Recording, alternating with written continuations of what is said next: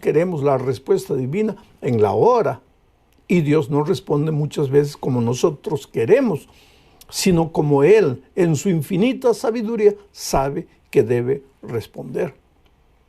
Entonces, este mensaje de Habacuc es un mensaje actual, porque estamos viviendo en tiempos peligrosos, tiempos de violencia, tiempos de injusticia. Dios no le responde a las preguntas que Habacuc hace, eso vimos anoche, sino que lo lleva en el capítulo 2 a observar la conducta del pueblo de Dios. ¿Por qué el pueblo de Dios sufría si tiene un Dios todopoderoso? El pueblo de Dios sufría porque estaba en la iglesia, pero estaba alejado de Dios. Quiero decir, la doctrina estaba perfecta. Los valores, los principios, el ritual, todo perfecto. Pero cuando salían de la iglesia durante la semana, ellos vivían como si no conocieran la palabra de Dios. Habían caído en un formalismo. Lo importante era estar en la iglesia. No era vivir una vida de comunión con Dios. Por eso, querido, lo importante en tu vida no es apenas que tu nombre esté registrado en una iglesia. Lo importante es que tú le hayas entregado tu vida, tu corazón, tu ser entero a Dios. Con esta pequeña introducción vamos al texto bíblico para hoy. Habacuc capítulo 2, versículo 1, a partir del versículo 1. Dice así: decidí mantenerme vigilante. Decidí mantenerme en pie sobre la fortaleza. Decidí no dormir hasta saber lo que el Señor me iba a decir y qué respuesta daría a mi queja. Y el Señor me respondió y me dijo: escribe esta visión, grábala sobre unas tablillas para que pueda leerse de corrido. Interesante el texto. Encontramos 3 veces la palabra decidí, del verbo decidir. Dice, decidí mantenerme vigilante, vigilancia, atención. En el idioma hebreo, la palabra vigilante tiene connotación con reflexión. En otras palabras, el profeta diría aquí: Dios no me respondió. Entonces, al ver que Dios no me respondió, decidí reflexionar, decidí pensar por qué Dios no me responde si es un Dios que siempre responde. Decidí estudiar la palabra de Dios, diríamos hoy, para entender cuál es el plan de Dios para mi vida. Decidí mantenerme vigilante. Pero no solamente eso, decidí mantenerme en pie sobre la fortaleza. Esta expresión es interesante. La fortaleza estaba rodeada de muros. Decidí subir a los muros. Decidí subir a la parte alta. Hoy día que no tenemos fortalezas, ni tenemos ciudades con muros, diríamos, decidí subir a la montaña, a un lugar solitario. Decidí reflexionar, pero decidí reflexionar en un lugar solitario, donde nadie me interrumpa. Ahí, o en un diálogo conmigo mismo, analizar qué cosas estoy haciendo bien, qué cosas estoy haciendo mal. Querido, en algún momento de la vida tenemos que pensar, ¿qué estoy haciendo con mi vida? ¿A dónde estoy yendo? ¿Qué pasa conmigo? Ahora el profeta, aquí, representando a mí, a ti, representando al ser humano, se pregunta, decidí mantenerme vigilante, decidí reflexionar, decidí mantenerme sobre el pie de la fortaleza, en pie sobre la fortaleza, decidí subir, decidí buscar un lugar solitario. Tú sabes que los lugares solitarios, el ser humano tiene que ser el cristiano tiene que ser un hombre solitario, ¿sabes? Jesús era solitario. No quiere decir que no le gustaba a los seres humanos. Él había vivido, había venido aquí a morir y a salvar a los perdidos, a los seres humanos. Siempre que podía estaba ahí para predicarles, para enseñarles, para asistirles. El Señor Jesús amaba a la humanidad, pero era un hombre solitario. Cuando terminaba su misión, terminaba de predicar el Evangelio y la gente lo buscaba, a veces ya no lo encontraba. ¿Dónde estaba? En la montaña, solitario, orando, clamando a Dios. La vida de oración del Señor Jesucristo es extraordinaria, querido. Y si quieres vivir una vida victoriosa como la de Cristo, tienes que vivir una vida de oración. ¿Qué pasaba con Jesús? Él clamaba a Dios. A veces cuando la noche llegaba ya estaba orando. Y cuando el sol del día siguiente salía, él continuaba orando. Y después bajaba al valle, donde los discípulos no podían expulsar un espíritu demoníaco. Y solo con la presencia de Jesús el diablo ya temblaba de pies a cabeza. ¿Por qué? Por la vida de oración de Jesucristo. Es interesante que nosotros, los seres humanos, a veces queremos las maravillas de Dios en nuestra vida. Queremos el poder del Espíritu Santo, pero no somos hombres ni mujeres de oración. Entonces, ¿qué va a suceder en nuestra vida? Nada. Por eso Habacuc dice, decidí reflexionar, pero decidí subir a la fortaleza, mantenerme en pie, victorioso, a través de la oración, a través de la reflexión, a través de la meditación espiritual. Decidí no dormir hasta saber lo que el Señor me iba a decir y qué respuesta daría a mi queja. Decidí no dormir. Oh, querido, pasar noches clamando a Dios. Si en este momento estás viviendo un momento difícil en tu vida, ora, clama a Dios, suplica. Si parece que Dios no te responde, apártate de las personas y ora. Yo nunca olvido un incidente que sucedió en mi propia experiencia. Yo tengo 4 hijos. El tercero de ellos era un niño que contrajo asma desde pequeñito y el asma aparentemente era incurable. Lo llevamos a un médico, lo llevamos a otro médico. Estoy hablando de 40 años atrás. Hasta que un médico un día me dijo, mire, en este momento no encontramos remedio para su hijo. Su hijo va a tener que aprender a convivir con la enfermedad. Y nos dio algunas recomendaciones y hacíamos eso. Y mi pobre muchachito pues tuvo que aprender a convivir con el asma. Él sentía cuando el ataque de asma ya venía. Él sentía, él ya por experiencia propia, ya sabía que el asma venía.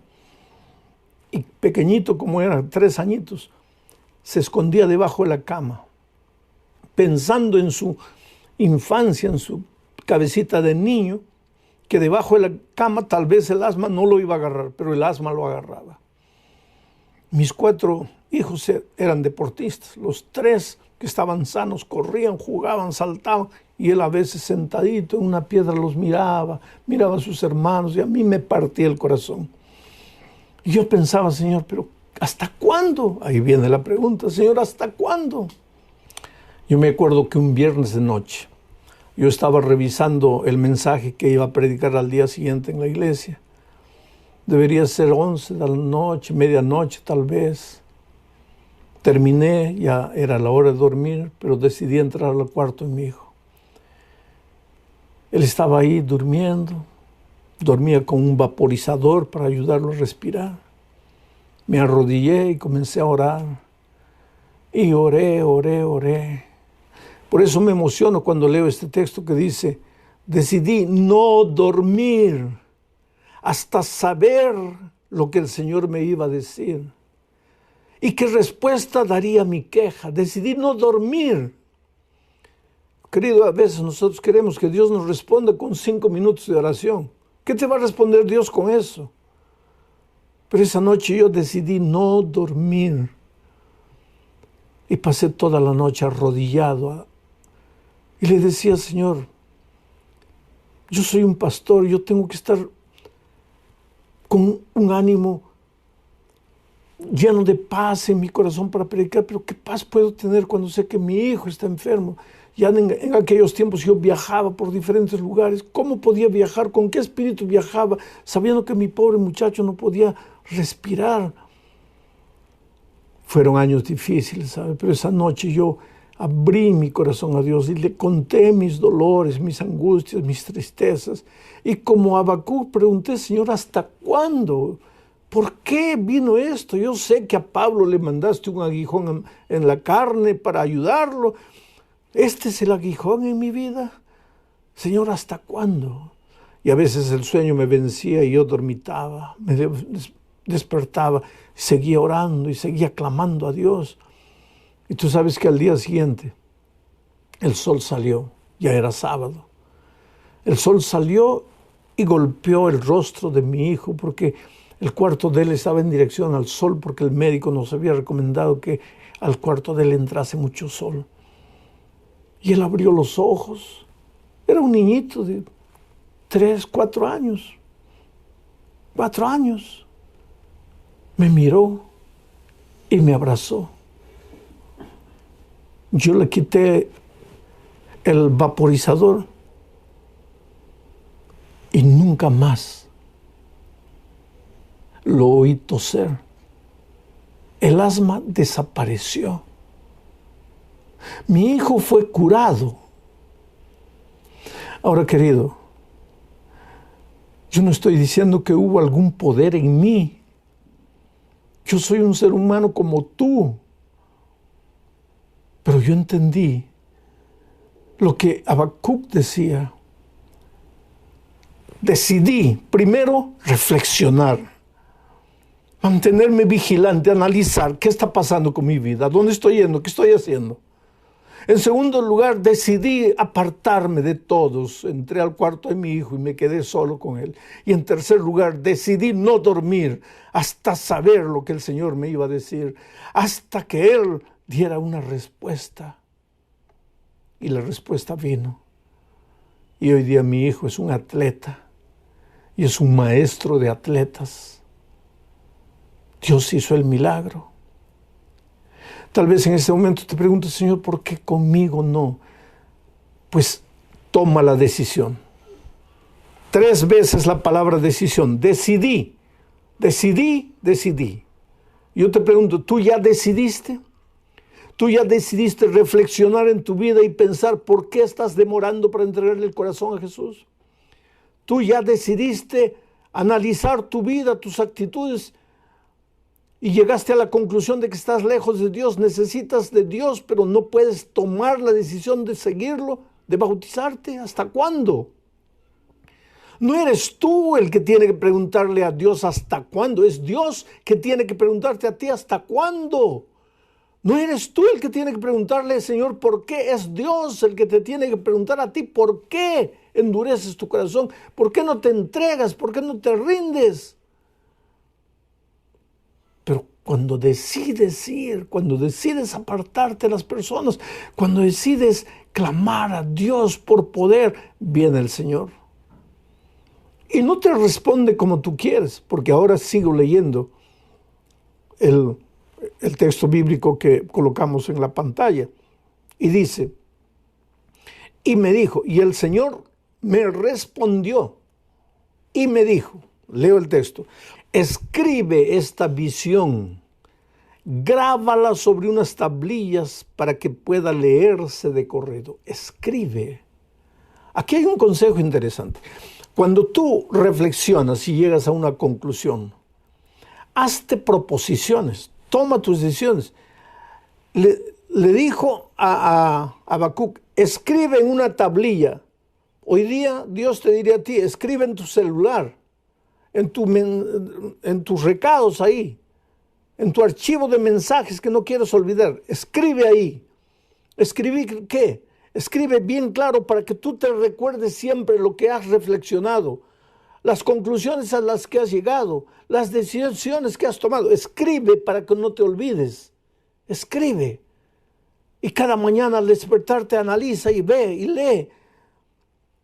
Porque la vida cristiana no es que hoy te decides y ya nunca más vas a caer. No, la vida cristiana es un permanente levantarse. Pero cuando tienes algo escrito, cuando tú lees, te acuerdas lo que escribiste al Señor, lo que le prometiste en un momento de reflexión. Y eso te ayuda a tomar fuerzas para ir adelante, a pesar de los posibles errores que cometas en la vida. ¿Y qué le dijo que escriba? Es interesante, sigue diciendo el texto bíblico. La visión va a tardar por algún tiempo. La respuesta, el cumplimiento de la promesa va a tardar. Pero su cumplimiento se acerca y no dejará de cumplirse.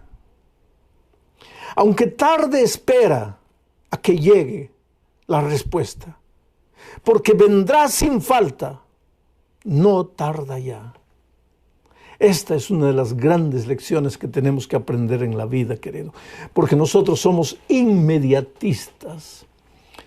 Tú dirás, pero pastor, usted no pasó la noche orando y al día siguiente su hijo ya no tosió. Sí, Dios es un Dios de milagros, pero no todos los milagros suceden instantáneamente. Al ciego que encontró, le colocó barro al Señor Jesucristo en los ojos y le dijo, ahora ve al tanque de Siloé y lávate. El ciego no veía. Sus ojos estaban con barro. Caminó tanteando hasta el tanque de Siloé. Cogió el agua, se lavó y empezó a ver. Mientras que al leproso lo tocó y lo curó. ¿Por qué Dios hace eso? Que los milagros de Dios suceden cuando Él quiere, con quien Él quiere, porque Él quiere y en el momento que Él quiere. Entonces tú simplemente ve a Dios y clama a Dios.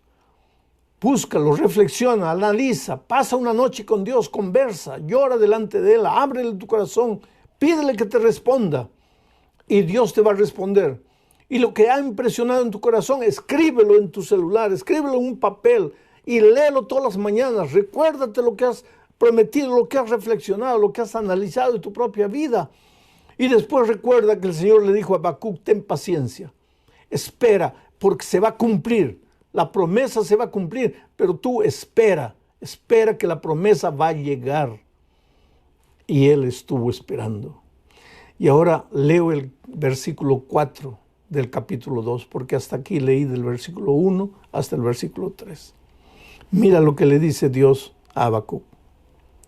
Aquel cuya alma no es recta es arrogante, pero el justo vivirá por su fe. Aquel cuya alma no es recta es arrogante. ¿Quién es ese cuya alma no es recta? El arrogante. ¿De quién está hablando Habacuc aquí? Del rey de Babilonia. Pero vuelvo a repetir, el mensaje es para ti hoy, no es para Babilonia, no es para Israel en el tiempo de Babilonia. Es para ti. ¿De qué arrogante te está hablando aquí el texto bíblico? Arrogancia es sinónimo de orgullo, de soberbia.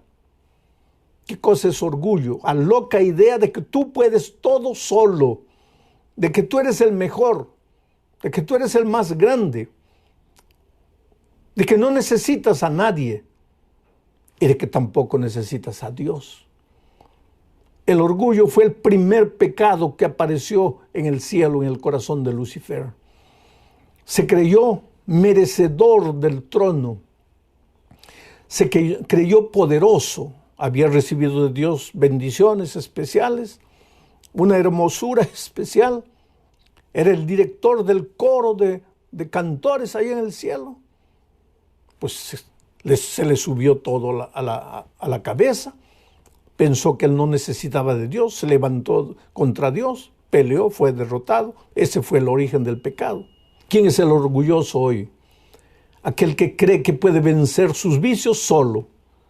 Aquel que cree que puede vencer el pecado solo. Aquel que cree que puede conquistar cualquier cosa buena en la vida solo. Ese es el arrogante. Ese es el soberbio. ¿Y qué dice el texto? Aquel cuya alma no es recta es arrogante. Es arrogante. ¿Por qué? Porque se desvía de Dios.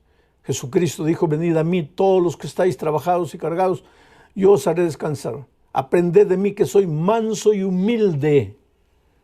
Lejos de Jesús jamás serás humilde, jamás serás manso, serás arrogante, serás orgulloso.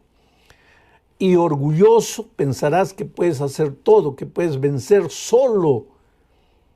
Pero termina el texto diciendo, pero el justo vivirá por su fe. El justo vivirá por la fe. Martín Lutero tomó esta parte última del texto, el justo vivirá por la fe, y con eso promovió la gran reforma en el mundo cristiano que estaba deteriorado. Martín Lutero, el padre de la reforma, tomó como su escudo este texto, el justo vivirá por la fe. ¿Quién es el justo? No es el que nunca pecó, no es el que nunca cae. Inclusive porque Salomón dice, 7 veces cae el justo y vuelve a levantarse. ¿Qué? ¿El justo cae? Tengo una noticia extraordinaria para ti. Sí, el justo cae. Pero entonces, ¿cómo es justo? Pero no se queda caído. Por eso es justo. No porque no cae, sino porque si por algún motivo cae, se levanta y continúa caminando con Cristo.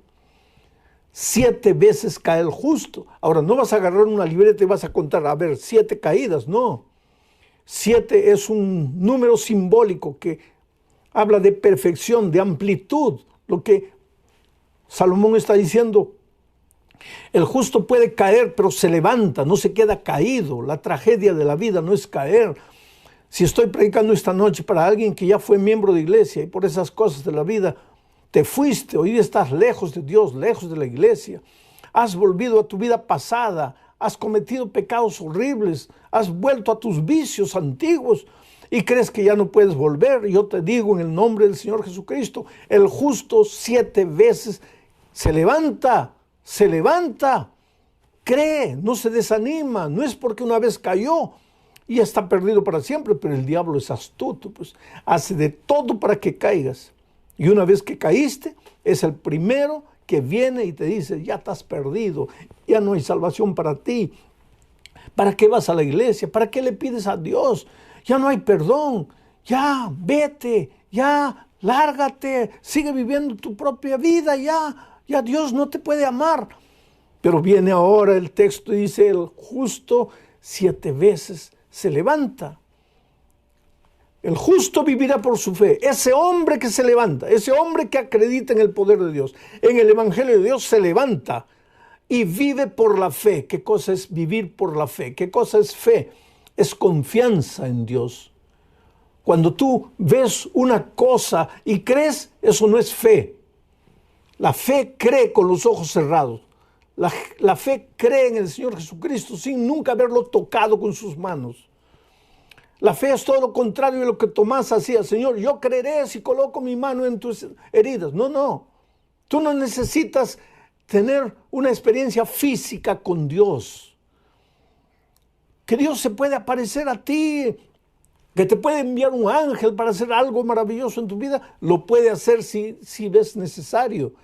Pero tú tienes que aprender a creer en las promesas de Dios. Y la grande lección de esta mañana es, delante de los problemas de la vida, aprende a buscar a Dios. Aprende a buscar un lugar solitario. Aprende a pasar una noche hablando con Dios una vez y otra vez. Y como resultado de eso serás un hombre de fe, serás un hombre justo. Y aunque te resbales una vez, levántate y seguirás caminando con Dios de victoria en victoria, de fe en fe.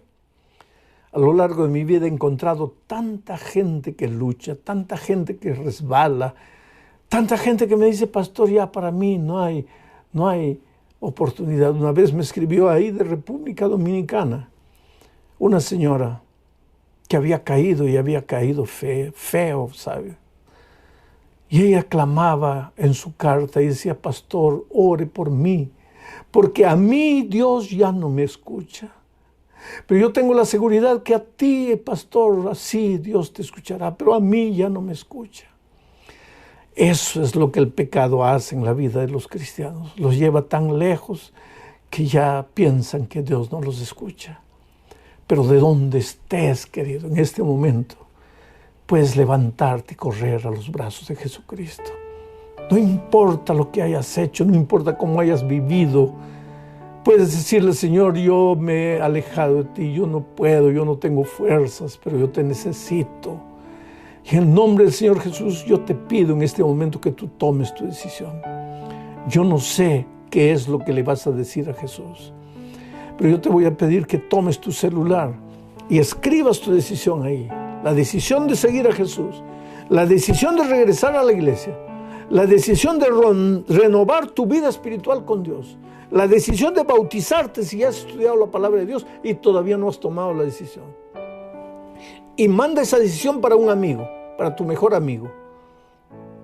Y pídele que ore por ti. Y si hay alguien a tu lado, pídele que ore por ti. Expresa tu decisión. Pero querido, este es tu momento. En el